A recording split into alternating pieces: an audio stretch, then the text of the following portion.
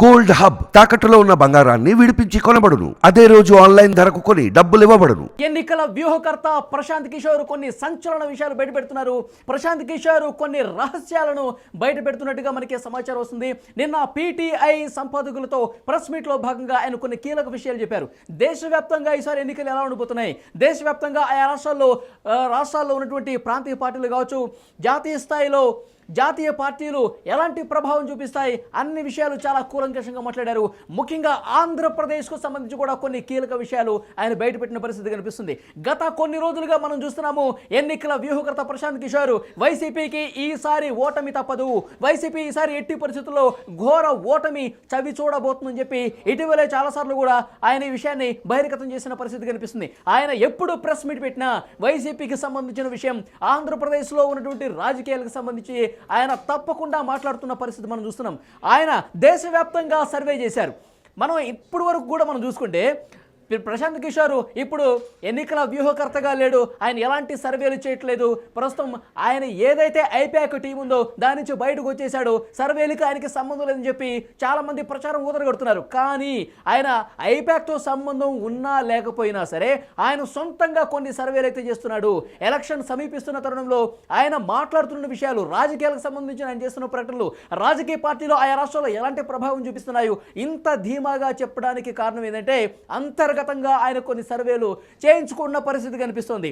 ఆంధ్రప్రదేశ్లో పరిస్థితి, దేశవ్యాప్తంగా మీరు నిశితంగా గమనిస్తే నిన్న మాట్లాడిన దాంట్లో ప్రశాంత్ కిషోర్ దేశవ్యాప్తంగా భారతీయ జనతా పార్టీ ప్రభావం ఏ విధంగా ఉంది, కాంగ్రెస్ పార్టీ అసలు ఎక్కడైతే హిందీ బెల్ట్ ఉన్న రాష్ట్రాలు ఉన్నాయో అక్కడ ప్రచారంలో పాల్గొనకుండా ఆయన మణిపూర్లో, మేఘాలయలో కాంగ్రెస్ పార్టీ ప్రచారం చేస్తే దేశవ్యాప్తంగా ఎలా ప్రభావం చూపిస్తుంది, ఎక్కువ స్థానాలు, ఎంపీ స్థానాలు ఎట్లా గెలుచుకుంటుంది, ఎట్లా అధికారంలోకి వస్తుంది అని చెప్పి రాహుల్ గాంధీని, సోనియా గాంధీని ఉద్దేశించి మాట్లాడిన పరిస్థితి. సో దేశవ్యాప్తంగా ఆయన లేటెస్ట్గా సర్వే చేశారు.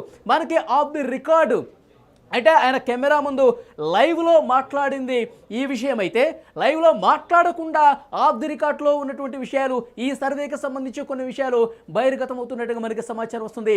ఆంధ్రప్రదేశ్లో వైసీపీకి యాక్చువల్గా మనం చూసుకుంటే కనుక 2019లో 151 స్థానాలు వైఎస్ఆర్ కాంగ్రెస్ పార్టీకి వచ్చాయి, అద్భుతమైన విజయం నమోదు చేసింది. కానీ ప్రశాంత్ కిషోర్ లేటెస్ట్గా చేస్తున్న సర్వేలో గత కొన్ని రోజులుగా వైసీపీ మీద, జగన్ గారి మీద ఆయన చేసిన వ్యాఖ్యలను బట్టి అంత ధీమాగా ఎందుకు చెప్తున్నాడంటే ఈసారి 2024 ఇప్పుడు మే 11న జరగబోయే ఎన్నికల్లో 30 స్థానాలు వస్తే ఎక్కువే అని చెప్తున్నారు. 32 స్థానాలు ఆయన గెలిచే అవకాశం ఉంది, కేవలం 32 స్థానాలు చెప్పి ఒక చర్చ అయితే భారీగా జరుగుతుంది సోషల్ మీడియాలో. ప్రస్తుతం ఇదే హాట్ టాపిక్ అయిన పరిస్థితి కనిపిస్తుంది. 151 స్థానాలతో అద్భుతమైనటువంటి విజయం 2019లో నమోదు చేసిన వైఎస్ జగన్ గారు ఇప్పుడు కేవలం 32 స్థానాలకు పరిమితిపోయి ఘోర ఓటమి చవి చూడబోతుంది వైఎస్ఆర్ కాంగ్రెస్ పార్టీ. దానికి రీజన్స్ కూడా ఆయన గతంలో చెప్పారు. నిన్న సంచలన ప్రెస్ మీట్లో కూడా ఇదే విషయాన్ని చెప్పారు. కేవలం ప్రొవైడర్గా మారిపోయారు వైఎస్ జగన్ గారు. వైఎస్ జగన్ గారు ముఖ్యమంత్రి అయిన తర్వాత తాయిలాలు పంచి పెట్టడమే లక్ష్యంగా పెట్టుకున్నారు. నేను ఒక చక్రవర్తి లాగా, నేను ఒక మోనర్కు లాగా వ్యవహరిస్తున్నాను, ప్రజలకి డబ్బులు ఇస్తే సరిపోతుంది, అభివృద్ధి అవసరం లేదు, రోడ్లు అవసరం లేదు, పరిశ్రమలు అవసరం లేదు, పెట్టుబడులు అవసరం లేదు, ఉద్యోగాలు అవసరం లేదు, ఏ విషయాలను కూడా పట్టించుకోకుండా కేవలం డబ్బులు పంచడమే పనిగా పెట్టుకున్నాడు. ప్రజలకి డబ్బులు చేతులు పెడితే చాలు, అభివృద్ధి అవసరం లేదు, వాళ్ళు భవిష్యత్తు అవసరం లేదు, ఎలాంటి ఉద్యోగాలు అవసరం లేదు, ఇవెవరూ కూడా ప్రజలు పట్టించుకోరు. కేవలం వాళ్ళ చేతిలో నెలకు 2,000 రూపాయలు పెడితే కనుక నాకు మళ్ళీ ఓటేస్తారని చెప్పి గతంలో చక్రవర్తులు ఏ విధంగా ఆలోచించారో, నియంతులు ఏ విధంగా అయితే ఆలోచించారో అదే రకంగా జగన్మోహన్ రెడ్డి గారు మనసు ఉంది, అదే రకంగా వ్యవహార శైలి ఉంది. సో ఇది ఘోరం ఓటమికి కారణం కాబోతుందని చెప్పి ఆయన గతంలో చెప్పారు. నిన్నటి ప్రెస్ మీట్లో కూడా చెప్పిన పరిస్థితి కనిపిస్తుంది. మనకు అందుతున్నటువంటి లేటెస్ట్ ఇన్ఫర్మేషన్ ప్రకారం అభివృద్ధి లేని రాష్ట్రంగా ఆంధ్రప్రదేశ్ ఉంది కాబట్టి కేవలం సంక్షేమాన్నే నమ్ముకున్నారు జగన్ గారు. సంక్షేమం అంటే ప్రజల చేతుల్లో తాయిలాలు పెడితే సరిపోతుంది, అభివృద్ధి చేయకపోయినా పర్లేదన్న భావన జగన్మోహన్ రెడ్డిలో ఉంది కాబట్టి 32 స్థానాలకు పరిమితం కాబోతుంది. ఆయన లేటెస్ట్గా చేసినటువంటి సర్వేలో ప్రస్తుతం సోషల్ మీడియాలో ఇదే ట్రెండ్ అవుతుంది. ఆయన అంత ధీమాగా, అంత బలంగా, అంత ధైర్యంగా ఎందుకు చెప్తున్నాడంటే ఆయన పర్సనల్గా చేసుకున్నటువంటి సర్వే ఫలితాలు ఆయన మనసులో ఉన్నాయి కాబట్టి ఒకటి బహిర్గతం చేస్తున్నాడు. జగన్ గారికి వ్యతిరేకంగా, వైసీపీకి వ్యతిరేకంగా ఆయన మాట్లాడుతున్నటువంటి పరిస్థితి కనిపిస్తోంది. కేవలం 30 స్థానాలు 32 స్థానాలే అని చెప్పేసి పెద్ద ఎత్తున చర్చ జరుగుతుంది. అంటే దాదాపు 145 స్థానాల వరకు కూటమి గెలుచుకునే అవకాశం ఉందని చాలా స్పష్టంగా ఆయన చెప్పకనే చెప్తున్నటువంటి పరిస్థితి కనిపిస్తోంది. దీని గురించి ఒకంత విశ్లేషించే ప్రయత్నం చేద్దాం. పొలిటికల్ లీడర్ న్యూస్ రూమ్ నుంచి కట్టా కార్తీక్ మనకి లైవ్లో జాయిన్ అయ్యారు. కట్టా కార్తీక్, ప్రశాంత్ కిషోర్ ఏవైతే గత కొన్నాళ్లుగా మాట్లాడుతున్నారో మనం రెగ్యులర్గా దీని మీద చర్చలు కూడా చెప్పినటువంటి పరిస్థితి ఉంది. ఆయన గతంలో మాట్లాడారు. నిన్న ఎక్స్క్లూజివ్గా పీటీఐ సంపాదకులతో ఆయన మాట్లాడిన విషయం చూసాం. దేశవ్యాప్తంగా మాట్లాడుతూనే పర్టికులర్గా ఆంధ్రప్రదేశ్లో వైసీపీ గురించి, జగన్ గురించి ఏం మాట్లాడారని మనం విన్నాం. కేవలం అభివృద్ధి కాకుండా సంక్షేమాన్ని మాత్రమే తాయిలాలు ఇస్తే దీన్ని మాత్రమే నమ్ముకున్నారు జగన్ గారు, ఘోరంగా ఓడిపోబోతున్నారని చెప్పారు. ఎట్లా చూస్తారు? మీ అనాలిసిస్ ఏంటి? ఆయన దేశవ్యాప్తంగా చేసిన ఒక సర్వేని బయటపెట్టారు. దేశవ్యాప్తంగా ఏ రాష్ట్రంలో ఏ పార్టీకి ఎన్నెన్ని సీట్లు వస్తాయో చెప్తూనే ఏపీలో ప్రత్యేకించి, అంటే ఏపీతో ప్రశాంత్ కిషోర్కి ప్రత్యేకమైన అనుభవం ఉంది. 2019 ఎన్నికల్లో వైసీపీ కోసం పనిచేశారు ఆయన. వైసీపీకి 151 స్థానాలు 2019 ఎన్నికల్లో వచ్చాయంటే దాంట్లో ప్రశాంత్ కిషోర్ పాత్ర కూడా చాలా కీలకమైనటువంటిది. కాబట్టి ఏపీ రాజకీయమైనటువంటి సమగ్రమైన అవగాహన ఉంది ప్రశాంత్ కిషోర్కి. అందుకని ఏపీ రాజకీయాల్లో ఎవరికి ఎన్ని సీట్లు వస్తాయని చెప్పాడు ఆయన. వైసీపీకి 32 సీట్లు వస్తాయని, కూటమికి 143 సీట్లు వస్తాయని ఆయన కుండే బద్దలు కొట్టినట్టు చెప్పాడు. అంటే లెక్కలతో సహా ఏపీ రాజకీయాల్లో ఎవరికి ఎన్ని సీట్లు వస్తాయో చెప్పాడు. ఈవెన్ వైసీపీకి వచ్చే 32 సీట్లలో 20 సీట్లు కేవలం రాయలసీమ నుంచి, అంటే కడప, కర్నూలు, చిత్తూరు, అనంతపురం ఆ జిల్లా నుంచి 20 సీట్లు రాబోతున్నాయని, ఈవెన్ ఇప్పుడు ఉత్తరాంధ్రలో విజయనగరం నుంచి ఒక 4 ఎమ్మెల్యే సీట్లు రాబోతున్నాయని, ఈవెన్ ఉమ్మడి వైజాగ్ జిల్లాలో అరకు పార్లమెంటు స్థానంలో 4 అసెంబ్లీ స్థానాలు రాబోతున్నాయని, శ్రీకాకుళం జిల్లాలో ఒకే ఒక్క స్థానం రాబోతుందని చెప్పారు. ఈవెన్ కృష్ణా, గుంటూరులో ఒకే ఒక్క స్థానం గుడివాడ స్థానం మాత్రం వైసీపీ గెలవబోతుంది. మిగతా అన్ని స్థానాలను కూడా కూటమి గెలవబోతుంది. ఈస్ట్ వెస్ట్ కూటమి క్లీన్ స్వీప్ చేయబోతోంది. వైసీపీకి ఒక్క స్థానం కూడా రావట్లేదని చెప్పారు. మీరు ప్రశాంత్ కిషోర్ సర్వేని, ప్రశాంత్ కిషోర్ మాటని ఒక్కసారి పక్కన పెట్టేద్దాం. సహజంగా వైసీపీ గెలవడానికి స్కోప్ ఉంది. ఎక్కడ ప్రధానంగా సంక్షేమ పథకాన్ని జగన్ భారీగా నమ్ముకున్నాడు. ఎస్సీ స్థానాల్లో భారీగా గెలుస్తారు వాళ్ళు, తన ఓట్ బ్యాంక్ అని జగన్ అనుకున్నాడు. పొద్దున్న లేస్తే నా ఎస్సీలు నా మైనారిటీలు మాట్లాడుతూ ఉంటాడు. కానీ మొన్న పీపుల్స్ పల్స్ అనే ఒక సర్వే సంస్థ సర్వే చేస్తే దాదాపు మొత్తం 29 ఎస్సీ కాన్స్టిట్యున్సీల్లో 19 కూటమి గెలవబోతా ఉంటే 10 మాత్రం వైసీపీ గెలవబోతుందని చెప్పింది. ఒక్క ఎస్టీ కాన్స్టిట్యూన్సీలో మాత్రం 5 వైసీపీ గెలవబోతుంది, 2 కూటమి గెలవబోతుందని చెప్పింది. అంటే మొత్తం 36 చోట్లలో దాదాపు 25 చోట్ల కూటమి గెలవబోతుందని చెప్పిన తర్వాత పరిస్థితులు అర్థమవుతుంది కదా. అంటే జగన్ ఎక్కడైతే గెలుస్తానని భారీగా ఆశలు పెట్టుకున్నాడు అక్కడ గెలవలేకపోతున్నాడు, వైసీపీ గెలవలేకపోతుందని. నిజానికి పోయినసారి ఒకసారి లెక్కలు తీస్తే 2019 లెక్కలు తీస్తే ఎస్టీ స్థానాలన్నీ వైసీపీ గెలిచింది. ఎస్సీ స్థానాల్లో కూడా ఒక్క ప్రకాశం జిల్లాలో కొండేపి స్థానంలో స్వామి టీడీపీ గెలవగా, ఉమ్మడి ఈస్ట్ గోదావరి జిల్లాలో రాజోల స్థానంలో రాపాకోర ప్రసాద్ జనసేన పార్టీ గుర్తు మీద గెలిచాడు, ఆయన కూడా వైసీపీలో చేరాడు. అంటే ఒక్క స్థానం జనసేన, ఒక్క స్థానం టీడీపీ మినాయిస్తే మొత్తం స్థానాలు ఎస్సీ స్థానాలు ఆ రోజు వైసీపీ గెలవగలిగింది. కానీ ఇలా మొత్తం ప్లాన్ రివర్స్ అయిపోయింది. ఆయన ఆశలు అడియాసలు అయిపోతున్నాయి అనేది మనకు అర్థమవుతుంది. ఏ సర్వే చూసినా చెప్పేది ఒకటే, జగన్మోహన్ రెడ్డి ఓడిపోబోతున్నాడు అనేటువంటిది. రెండోది, ప్రశాంత్ కిషోర్ వ్యాఖ్యలను చాలా కీలకంగా చూసుకోవాలి. అది మీరో నేనో వేరే సర్వే సంస్థ చెప్పడం వేరు, ప్రశాంత్ కిషోర్ చెప్పడం వేరు. ఎందుకంటే ఏపీలో ఉన్న కుల సమీకరణాన్ని ప్రశాంత్ కిషోర్ తెలుసు. ఏపీ రాజకీయాల్లో ఎవరెటు ఉంటారు, ఏ ఎత్తుగడేస్తే ఎవరెటు మారుతారు అనే విషయాన్ని కూలంకషంగా ప్రశాంత్ కిషోర్ తెలుసు. ఎందుకంటే వైసీపీకి 151 స్థానాలు తెప్పించడంలో, ఏపీ కుల రాజకీయాలు కుల సమీకరణాలు చేయడంలో ప్రశాంత్ కిషోర్ చాలా దిట్ట. రెండోది, జగన్ వ్యూహాలు ఏంటో తెలుసు, జగన్ మైండ్ సెట్ ఏందో తెలుసు, వైసీపీ ప్లానింగ్ ఏందో తెలుసు, వైసీపీ కార్యకర్తలు ఎలా ఉంటారు. ఒక ముఖ్యమైన విషయం ఏంటంటే ఆయన ఎన్నికల వ్యూహకర్తగా జగన్ గారి కోసం ఆయన పనిచేసినప్పుడు ముఖ్యంగా ఈ ఎన్నికల్లో మీరు అద్భుతమైనటువంటి విజయం సాధించాలంటే మీ మీద అద్భుతమైనటువంటి సానుభూతి ప్రజల్లోంచి రావాలి అని చెప్పి పెద్ద ఎత్తున ఈ విషయం ప్రజల్లో ఉంది. కోడికత్తి కేసు కావచ్చు, వైఎస్ వివేకానంద రెడ్డి హత్య కేసుకు సంబంధించి ఆయన ప్లాన్లో భాగమే అని చెప్పి పెద్ద ఎత్తున ప్రతిపక్షాలు విమర్శించిన పరిస్థితి. అలాంటి పీకే ఇప్పుడు జగన్ గారి నుంచి ఇంత వ్యతిరేకంగా మాట్లాడుతున్న పరిస్థితి ఎందుకు వచ్చింది? జగన్ గారి వ్యూహాలు, జగన్ గారి ఆలోచన విధానం తెలిసినటువంటి పీకే గురించి ఇంత తక్కువ స్థాయిలో, అంటే వైసీపీ ఇంత ఘోరంగా ఓడిపోతుందని చెప్పడానికి ఎలాంటి పరిస్థితి ఉండొచ్చు అంటారు? చాలామంది చెప్తుంది ఏంటంటే ప్రశాంత్ కిషోర్కి జగన్ పడేట్లేదు కానీ జగన్కి వ్యతిరేకంగా మాట్లాడుతున్నా ఓడిపోతున్నాడని చెప్తున్నారు. నేను అలా అనుకోను. 1కి 2 సార్లు 2కి 3 సార్లు ప్రశాంత్ కిషోర్ గట్టిగా చెప్తున్నాడంటే తన క్రెడిబిలిటీని కోల్పోడు. ఇప్పుడు దేశంలో అత్యంత స్ట్రాటజిస్టుల్లో ఎవరు గెలవగలుగుతున్నారో చెప్పగలిగిన వాళ్ళు ప్రశాంత్ కిషోర్ మొదటోడు. చాలా దిట్ట అని చెప్పాల్సి రాజకీయ వ్యూహాల్లో. ఇప్పుడు ఏపీలో వైసీపీ గెలిచే పరిస్థితిలో ఉంది, ఓడిపోతుందని ప్రశాంత్ కిషోర్ చెప్తే అది రాజకీయాల్లో ప్రశాంత్ కిషోర్కే దెబ్బ అవుతుంది. గెలిచే పరిస్థితిలో వైసీపీ లేదు కాబట్టి డంకా బజాయించి బల్ల కొద్దీ వైసీపీ ఎన్ని స్థానాల్లో గెలవగలుగుతుందో కూడా బలంగా చెప్పగలుగుతున్నాడు. ఈవెన్ హైదరాబాద్లో జరిగిన మీట్లో కూడా వైసీపీ ఘోరంగా ఓడిపోతుందని చెప్తున్నాడు. నిజానికి 151 సీట్లు అధికారంలోకి వచ్చిన వైసీపీకి పోయినసారి మీరన్నట్టు కలిసి వచ్చినటువంటి వైఎస్ వివేకానంద రెడ్డి హత్యకేసు కావచ్చు, కోడికత్తి సీన్ కావచ్చు, ఏవైతే సానుభూతిని క్రియేట్ చేసావో అవి ఇప్పుడు రివర్స్ అయిపోయాయి. అదే కోడికత్తి సీన్ కేసులో బెయిలీపీఠంలో కూడా జగన్మోహన్ రెడ్డి నిర్లక్ష్యానికి గురయ్యాడు. తాడేపల్లి ప్యాలెస్ నుంచి కిలోమీటర్ దూరం నుండి హైకోర్టు రావడానికి కూడా ఆయన తీరిక రాలేదు. కోడికత్తి సీన్ విషయంలో వివక్ష గురి చేశాడనేటువంటి దళిత కుటుంబాల్లో భారీగా వెళ్ళింది. అది కాక వైఎస్ వివేకానంద రెడ్డి గారు హత్యకేసు అంటారా, ఇప్పుడు సునీత తిరుగుబాటు, షర్మిలా తిరుగుబాటు అంతా మనం చూస్తున్నాం. సొంత కుటుంబంలో ఉన్న వైఎస్ వివేకానంద రెడ్డి గారి కుటుంబం ఏదైతే ఉందో తిరుగుబాటు చేసి జగన్ సొంత సోదరి వైఎస్ షర్మిలా అవినాష్ రెడ్డి మీద పోటీ చేస్తుంది. రోజు వైఎస్ వివేకానంద రెడ్డి గారి మర్డర్ గురించి మాట్లాడుతుంది. ఈ మధ్యకాలంలో రిలీజ్ అయినటువంటి వివేకం సినిమా చూస్తే అది టీడీపీ వర్షన్లో వచ్చింది అనుకుంటే ఒకవేళ దాని అంతకంటే ఘోరంగా కడప రాజకీయాలు ఉన్నాయని వైఎస్ సునీత కామెంట్ చేసిన తర్వాత, వైఎస్ షర్మిల కామెంట్ చేసిన తర్వాత ఆ ప్రభావానికి మనం చెప్పనవసరం లేదు కొత్తగా. అంటేనే మనం అర్థం చేసుకోవచ్చు వైఎస్ జగన్కి వ్యతిరేకంగా రాజకీయ సమీకరణ ఎలా ఉండబోతున్నాయి అనేది మనకు అర్థమవుతున్న విషయం. అది కాక ఇప్పుడు గమనించాలి కట్టా కార్తీక్, వివేకం సినిమాలో ప్రశాంత్ కిషోర్ పాత్ర కూడా ఉంది. ఆయన కూడా చర్చలు జరుపుతూ జగన్ గారితో ఆ సీన్ కూడా కనిపించింది. మీరు ఏదో ఒకటి చేయండి, ఏదో ఒకటి చేస్తేనే ఈ ఎన్నికల్లో మీరు విజయం సాధిస్తారని చెప్పిన తర్వాత ఈ హత్యకు ప్లాన్ చేయటం, నేను ఎట్లయినా సరే ముఖ్యమంత్రి కావాలి, మీరు చేయాల్సింది మీరు చేయండి అని చెప్పి అవినాష్ రెడ్డితో జగన్ గారు చెప్పినట్టు ఈ సీన్స్ కూడా కనిపించాయి. ప్రశాంత్ కిషోర్ పాత్ర అందులో ఉంది. ఎస్ నిజంగా ప్రశాంత్ కిషోర్ ఆయన గెలిపించడంలో కీలక భాగస్వామి. దాంట్లో నో డౌట్ ఈ స్ట్రాటజీలు పనటంలో, సానుభూతి క్రియేట్ చేయడంలో, సానుభూతి జగన్కి అనుకూలంగా రావడంలో. నిజానికి ఎందుకంటే రాజశేఖర రెడ్డి సింపతి హై పీక్స్లో ఉన్న స్థాయిలో 2014లో జగన్మోహన్ రెడ్డి గెలవలేకపోయాడు, కేవలం 63 సీట్లకు పరిమితం అయ్యాడు.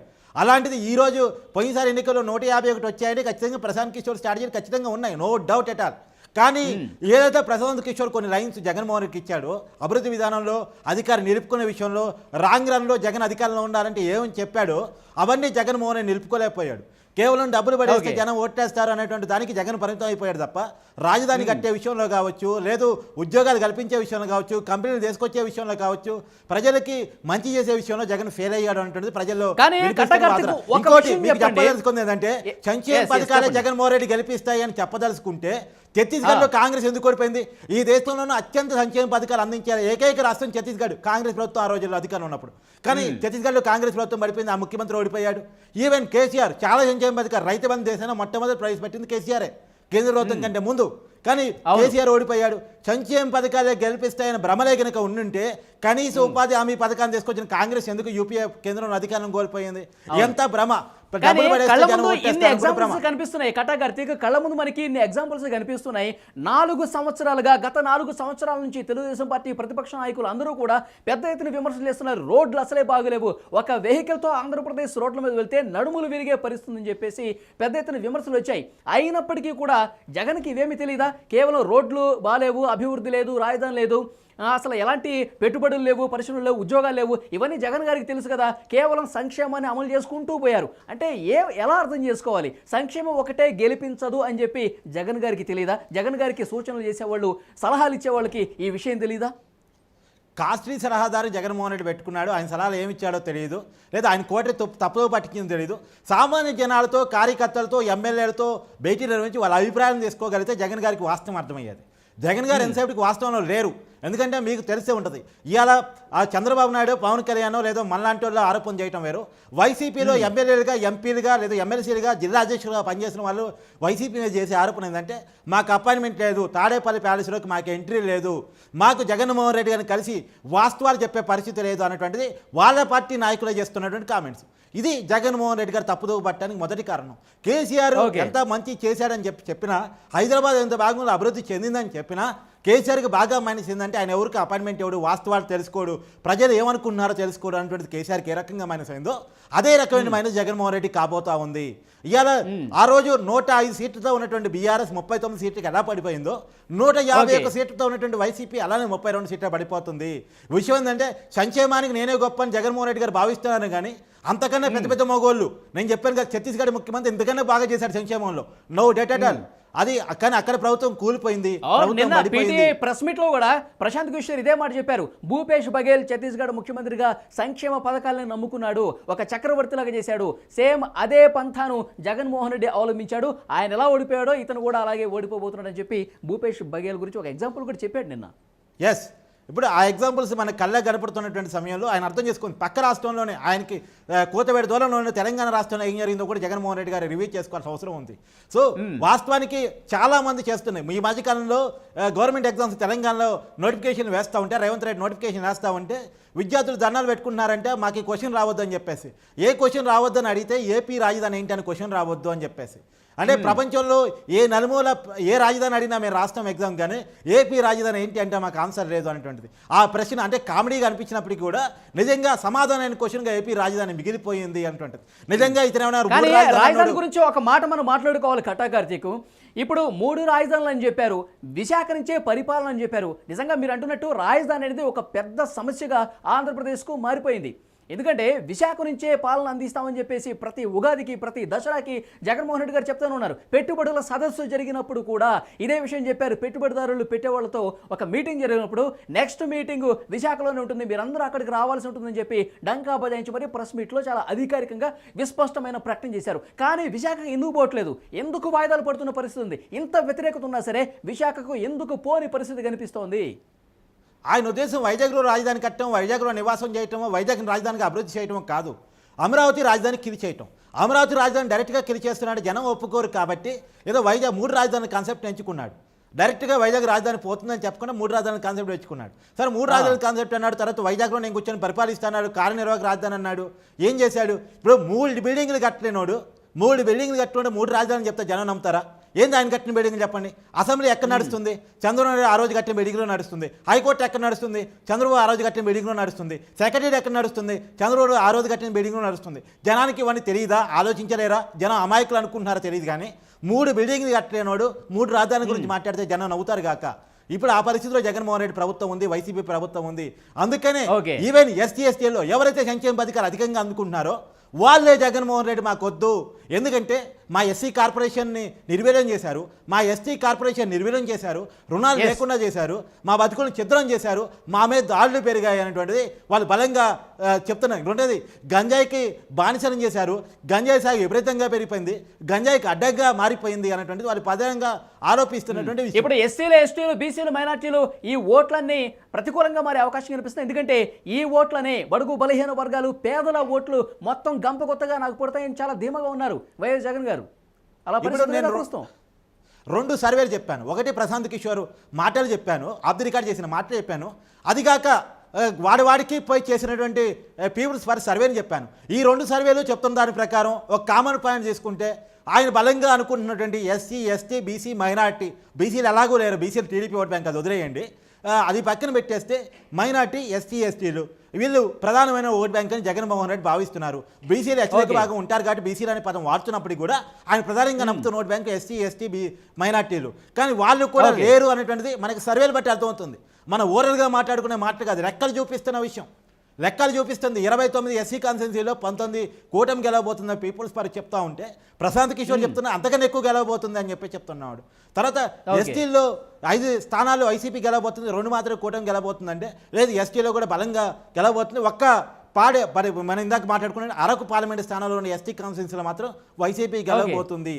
అక్కడ మాత్రం కొంత వైసీపీ పట్టును చూపించుకోగలుగుతుంది. అది వాస్తవాలు మనం అర్థం చేసుకున్నప్పుడు ఖచ్చితంగా ఈస్ట్ వెస్ట్ క్లీన్ స్వీప్ కూటమి కాబోతున్నాయి. కృష్ణా, గుంటూరు మొత్తం 2 జిల్లాలో కూడా ఒకే ఒక్క స్థానం వైసీపీ గెలవబోతుంది, అది కూడా గుడివాడ. అక్కడ నుంచి కొడాలని ప్రాతినిధ్యం వహిస్తున్నారు, అతను గెలవబోతున్నాడు. వైసీపీ మంత్రులు దాదాపు 80% మంత్రులు ఎగిరిపోబోతున్నారు, ఓడిపోబోతున్నారు. నగరిలో రోజా ఓడిపోబోతుంది, అంబటి రాంబాబు ఓడిపోబోతున్నాడు. ఇలా ఎవరైతే పేరు నానిగా వాళ్ళ అబ్బాయి కిట్టు పోటీ చేస్తున్నాడు. సరే అతను ఓడిపోబోతున్నారు. ఎవరైతే గొంతు చించుకుని వైసీపీ కోసం మాట్లాడుతూ ప్రెస్ మీట్లు పెడుతూ అపోజిషన్ నాయకుల మీద మాట్లాడుతూ వచ్చారో ఈసారి వాళ్ళందరూ ఓటమి పాలవబోతున్నారు. ప్రత్యేకించి జనం కర్రగాల్చి వాత పెట్టబోతున్నారు. క్లియర్ కట్గా ఎవరైతే నోరేసుకొని పడిపోయి అభివృద్ధి మీద దృష్టి లేకుండా చేశారు, ప్రజా పాలన మీద దృష్టి లేకుండా చేశారు, సంక్షేమ పథకాలు మాత్రం గెలిపిస్తాయి అని చెప్పి ఆశలు పెట్టుకుంటూ ఉన్నారు. అంటే ప్రజలకు వైఎస్ జగన్ మీద కొంత నెగిటివ్ రావడానికి దారితీసే కారణాల్లో, వైఎస్ జగన్ ఓటమికి దారితీసే కారణాల్లో ప్రధానంగా చెప్పుకోవాల్సింది ప్రజలతో కావచ్చు, పార్టీకి సంబంధించిన నాయకులతో మమేకం కాకపోవడం అని చెప్పి ఒక ప్రధాన కారణంగా కనిపిస్తుంది. ఒకసారి మనం గతం పరిశీలిస్తే కట్టాగారిది ఆయన ఓదార్పు యాత్ర చేసినప్పుడు ప్రతి ఇంటికి వెళ్ళి ఎలాంటి పరిస్థితి కనిపించిందో మనం చూసాం. జన నీరాజనం పలికారు వైఎస్ జగన్ గారు ఆయా గ్రామాల్లో వస్తుంటే కనుక. తర్వాత ఆయన ప్రతిపక్ష నాయకుడుగా ఉన్నప్పుడు పాదయాత్ర చేసినప్పుడు ఎలాంటి పరిస్థితి ఉందో మనం చూసాం. ప్రజలతో అంత బాగా మమేకం అయ్యారు, ప్రజా సమస్యలు నేరుగా కలిసి తెలుసుకున్నారు. నేను ఉన్నాను, నేను విన్నానని చెప్పేసి పెద్ద ఎత్తున స్లోగన్స్ వినిపించాయి. అలాంటి పరిస్థితి ఉంది గతంలో. కానీ ముఖ్యమంత్రి అయిన తర్వాత అదేమైపోయింది, పరదాలు కట్టుకుని వెహికల్స్లో వెళ్ళిపోతున్న పరిస్థితి కనిపిస్తుంది. ఎక్కడెక్కడ చెట్లు నరికేస్తున్న పరిస్థితి కనిపిస్తుంది. ముఖ్యమంత్రి అయిన తర్వాత ఇంత డ్రాస్టింగ్ చేంజ్ ఎందుకు వచ్చింది వైఎస్ జగన్లో అని చెప్పి పెద్ద ఎత్తున చర్చ ఉంది. ఇది పూర్తిగా వ్యతిరేకంగా జగన్ గారికి మారిపోతుంది. మరోవైపు ఆయన ఎమ్మెల్యేలు కావచ్చు, మంత్రులు కావచ్చు, సరిగ్గా అపాయింట్మెంట్ కూడా ఇచ్చి పిలిచి మాట్లాడే పరిస్థితి లేదు. ఒక కోటరీగా ఒక అడ్డుగోడగా 2-3 ఉంటారు, ముందు వాళ్ళతో మాట్లాడాలి. అసలు నేరుగా ఒక కనెక్టివిటీ సొంత పార్టీలో కూడా లేదని చెప్పి పెద్ద ఎత్తున చర్చ ఉంది. ఏమంటారు? ఇది కూడా పూర్తిగా మీ వీడియోలోనే మీరే చెప్పారు 5 కారణాలుగా జగన్ ఓటమికి ప్రధాన కారణాలని. అవి నిజం కూడా. మీరు ఇందా చెప్పినట్టు ఒకటి పార్టీ కార్యకర్తలతో, లీడర్తో, ప్రజలతో కెమిస్ట్రీ పోవటం, అంటే జనానికి అందుబాటులో లేకుండా పోవటం. ఒకనాడు జగన్కున్న ప్లస్ ఏంది, ఆ రోజు కాంగ్రెస్ వద్దన్న ఓదార్పు యాత్ర చేశాడు, తర్వాత జైలుకి వెళ్ళాడు, తర్వాత వచ్చిన తర్వాత కూడా పాదయాత్ర చేస్తే ఎక్కువ కాలం జనంలో గడిపాలి ప్రతిపక్ష నాయకుడిగా. అయితే జనంలో ఉన్నాడు లేదా జైల్లో ఉన్నాడని పేరు జగన్ ఉండేది. కానీ ఎప్పుడైతే ముఖ్యమంత్రి అయ్యాడో అతను పరదార ముఖ్యమంత్రి అయ్యాడని విమర్శను ఎదుర్కొన్నాడు. అంటే జనానికి అందుబాటులో లేకుండా పరదాలు కట్టుకుని సెక్యూరిటీ తిరుగుతున్నాడు తప్ప ఎప్పుడు జనానికి అపాయింట్మెంట్ ఇచ్చింది కానీ, జనానికి కాదు నాయకులకి కార్యకర్తలకు అపాయింట్మెంట్ ఇచ్చింది కానీ వాళ్ళతో మనసిప్పి మాట్లాడింది కానీ జగన్మోహన్ రెడ్డి లేదు అనేటువంటిది ప్రధానమైనటువంటిది. రెండోది ఏంటంటే అభివృద్ధి లేదు, రాజధాని లేదు, కంపెనీలు లేవు, ఇవేమీ లేకుండా చేశాడు అనేటువంటిది. 3 పోలవరం కానీ ఇతర ప్రాజెక్టు కానీ తీసే పరిస్థితుల్లో లేడు. రెండోది బీజేపీతో టైప్ అయ్యాడు, బీజేపీని ప్రశ్నించే స్థాయిలో లేడు, స్పెషల్ స్టేటస్ తీసుకురాపోయాడు అనేటువంటిది. 4 మద్యపాన నిషేధం చేస్తానని గంజాయి హబ్గా ఏపీని మార్చాడు, డ్రగ్స్ హబ్గా ఏపీని మార్చాడు. తర్వాత ప్రత్యేకించి ఆయన ఏదే మందు కూడా ఎలాంటి బ్రాండ్లు తీసుకొచ్చాడు, అందరూ మామూలుగా ఇష్టపడే బ్రాండ్ ఇంటర్నేషనల్ నేషనల్ బ్రాండ్స్ పక్కన పెట్టేసి భూమి అని గోల్డ్ మెడల్ అని చెప్పేసి, ప్రెసిడెంట్ గోల్డ్ మెడల్ అని చెప్పేసి, స్పెషల్ స్టాటస్ తీసుకురాలేటోడు స్పెషల్ స్టాటస్ పేరుతో మందు బాటలు తీసుకొచ్చాడని చెప్పేసి, ఇలాంటి 5 కారణాలు మీరు ఏదైతే విశ్లేషిస్తూ లాస్ట్ టైం వీడియో చేశారో 5 కారణాలు జగన్మోహన్ రెడ్డి ఓటమి కారణం కాబోతున్నాయి. ఈ 5 కారణాన్ని ప్రశాంత్ కిషోర్ జగన్ చెప్పినప్పుడు కూడా చెప్పి వినే పరిస్థితిలో జగన్ లేడు. ఈవెన్ అపాయింట్మెంట్ ఇచ్చే పరిస్థితిలో జగన్మోహన్ రెడ్డి లేకపోవడం వల్ల ఆయన ఓపెన్ పై ప్రశాంత్ కిషోర్ మాట్లాడుతున్న విషయం మనం చూస్తా ఉన్నాం. కట్టకర్తికి మరొక ముఖ్యమైన విషయం, ఇప్పుడు ప్రశాంత్ కిషోర్ ఆఫ్లైన్లో ఏదైతే సర్వేకి సంబంధించిన రిపోర్టు బయటకు వస్తుందో ఆయన నిన్న లైవ్లో చాలా స్పష్టంగా చెప్పారు ఓటమి తప్పదని. కానీ ఆఫ్ ది రికార్డులో ఆయన చేసినటువంటి దేశవ్యాప్తంగా సర్వేలో ఆంధ్రప్రదేశ్లో వైసీపీకి ఇచ్చింది 32 స్థానాలు. మనకు తెలుసు 2019లో 151 స్థానాలతో అద్భుతమైన విజయం ఇచ్చిన తర్వాత ప్రతిపక్ష టీడీపీకి 23 స్థానాలు ఇచ్చారు. అప్పుడు వైఎస్ జగన్ గారు ఏం మాట్లాడారో మనం చూసాం. దేవుడు స్క్రిప్ట్ చాలా బాగా రాశాడు, ఎందుకంటే మా ఎమ్మెల్యేలు 23 మందిని తెలుగుదేశం పార్టీ తీసుకుంది కాబట్టి ఇప్పుడు దేవుడు 23 స్థానాలే తెలుగుదేశం పార్టీకి ఇచ్చాడని చెప్పేసి అంటున్నారు. ఇప్పుడు 32 స్థానాలు ఇప్పుడు ఇక్కడ ప్రశాంత్ కిషోర్ సర్వేలో వచ్చినాయి అంటే ఇక్కడ కూడా దేవుడు స్క్రిప్ట్ రాశాడని అనిపిస్తుంది. ఈ నెంబర్ చూస్తుంటే ఇక్కడ 23ను మనం రివర్స్ చేస్తే ఈ 3 ఈ 2 ఇటిస్తే 32 అవుతాయి. ఇక్కడ కూడా స్క్రిప్ట్ బాగా పనిచేసింది అనుకోవచ్చా? సంఖ్యాశాస్త్రం ప్రకారం బాగా చెప్పారు. నిజంగా అలా అనుకోవడానికి అవకాశం ఉన్నట్టు కనపడుతుంది. సంఖ్యాశాస్త్రం మరి 23 కాస్త 32 అయ్యాయి. రివర్స్ చేస్తే అంటే వాస్తవంగా ఏంటంటే సంఖ్యాశాస్త్రం ప్రకారం లాజికల్ పక్కన పెడితే 151 సీట్లతో అద్భుతమైన విజయాన్ని సంపాదించగలిగినోడు, కొత్త వాళ్ళని కూడా ఎమ్మెల్యేలుగా తీర్చిదిద్దగలిగినోడు ఇవాళ ఎందుకు 32కి పడిపోయాడు? ఇక్కడ పెద్ద రివ్యూ జరగాల్సిన అవసరం ఉంది. వైసీపీ రాజకీయ భవిష్యత్తుని ప్రశాంతం చేసే పరిస్థితి కనపడతా ఉంది. ఇంత వేవ్లో వచ్చినోడు ఒకసారి 32 పడిపోతాడు. 2029 నాటి పార్టీని ఎలా ఉంచుకోగలడు, పార్టీని ఎలా నిలబెట్టుకోగలడు? ఈ విషయాన్ని రివ్యూ చేసుకోకుండా ఈ విషయాన్ని ఇప్పుడు వాస్తవంగా మనం ఒక విషయాన్ని గమనించాలి. పార్టీతో కెమిస్ట్రీ, ప్రజలతో కెమిస్ట్రీ, కార్యకర్తలతో కెమిస్ట్రీ పోతే ఎలా ఉంటుంది అంటే బీఆర్ఎస్ ఎగ్జాంపుల్. నిన్నటిదాకా అధికారం చెలాయించింది దశాబ్ద కాలం. ఇది నా జగనన్న 5 సంవత్సరాలు, కేసీఆర్ 10 సంవత్సరాలు అధికారం చెలాయించాడు. అద్భుతమైనటువంటి పార్టీని నిర్మించుకున్న ఒకసారి 63 సీట్లు వస్తే రెండోసారి 89 సీట్లు వచ్చాయి. అది కూడా విపక్షాలన్నీ నా పార్టీలో విలీనం అయిపోయాయి. 105 సీట్లు బ్రహ్మాండంగా ఉన్నాను. కాంగ్రెస్కు ఉంది 4-5 ఎమ్మెల్యే స్థానాలు. వాళ్ళదేముంది, వాళ్ళ పార్టీ ఎంత, నా పార్టీ ముందు అనుకున్నాడు. చివరికి సీన్ కట్ చేస్తే ఇప్పుడు అసలు బీఆర్ఎస్ పార్టీ రాజకీయ పరిస్థితి ఉండదా అధికారం పోయిన 6 నెలలు కాలేదు, అధికారం పోయి 6 నెలలు కాలేదు, అసలు బీఆర్ఎస్ ఉండదా అనే ఒక రాజకీయ చర్చను చూస్తూ ఉన్నాం. అంటే కార్యకర్తలతో ఒక నిర్మాణాత్మకమైన పార్టీ నిర్మాణాత్మకంగా లేకపోతే పార్టీగా సంస్థాగతంగా బలంగా లేకపోతే ఏం జరిగిద్ది? అధికారం ఉన్నంతకాలం బలం కనపడిద్ది, అధికారం పోగానే పార్టీ అసలు వాస్తవం కనపడిద్ది. అందుకని వాపుని చూసి బలుపు అనుకోకూడదు. ఇప్పుడు వాపుని చూసి బలుపు అని వైసీపీ భావిస్తే వాస్తవం ఏంటో అధికారం అయిన తర్వాత అర్థమైంది. ఇప్పుడు గెలిచేది 32 గెలుస్తారనుకోండి, ఆ 32 మందిలో ఎంతమంది ఉంటారు చెప్పండి?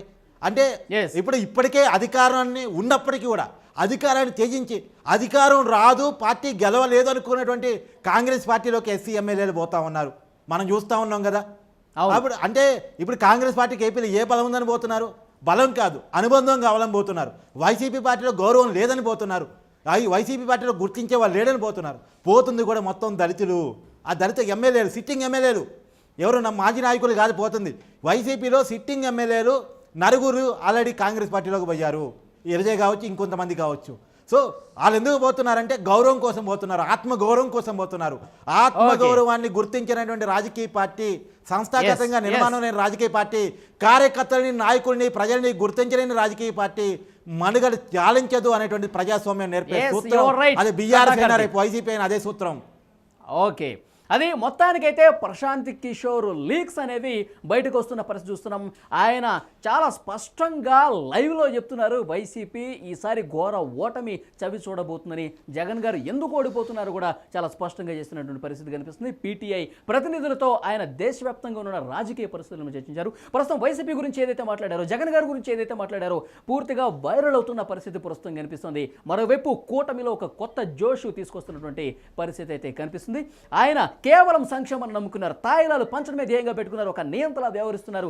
ఒక గతంలో రాజులు, చక్రవర్తులు కనిపిస్తుంది చెప్తున్నారు. వాలంటీర్లు కూడా తిరుగుబాటు ఎగరేస్తున్నారు. ఇప్పుడు వాలంటీర్లు ఎవరైతే వైసీపీకి అనుకూలంగా ఉంటారనుకున్నారో వాళ్ళకి బలవంతంగా రాజీనామాలు చేయాలి, మీరు రాజీనామాలు చేసి వైసీపీ కోసం ప్రచారం చేయాలని కింద స్థాయి నాయకులు ఫోర్స్ చేయడం వల్ల వాళ్ళు తిరుగుబాటు ఎగరేస్తున్నారు. ఎవరైతే వైసీపీ పార్టీకి దండగా ఉంటారని వైసీపీ పార్టీ భావించిందో ఇవాళ వైసీపీ పార్టీకి వాళ్ళే పెద్ద అవరోధం కాబోతున్నారు. వైసీపీ పార్టీ ఓటమికి వాళ్ళు కూడా కారణం కాబోతున్నారు. మొత్తానికైతే ప్రశాంత్ కిషోర్ చేసినటువంటి దేశవ్యాప్త సర్వేలో ఆంధ్రప్రదేశ్ గురించి మాట్లాడుకుంటే కేవలం 32 స్థానాలకు పరిమితం అవుతుంది. 151 నుంచి 32కు పడిపోయి ప్రతిపక్ష పాత్రకు ఈసారి పరిమితం కాబోతుందని ఆ సర్వే బట్టి అర్థమవుతుంది. చూద్దాం, ఇక ఎలక్షన్స్ ఎంతో సమయం లేదు. మే 13వ తారీఖున పోలింగ్ జరగబోతుంది, జూన్ 4న ఫలితాలు వస్తున్నాయి. మరి ప్రశాంత్ కిషోర్ ఏదైతే చెప్తున్నారు, ప్రశాంత్ కిషోర్ వైసీపీకి ఏవైతే స్థానాలు ఇచ్చారో అదే ఉంటాయా, దానికి భిన్నంగా ఏమైనా ఉంటుందా అనేది కూడా చూడాల్సిన అవసరం ఉంది.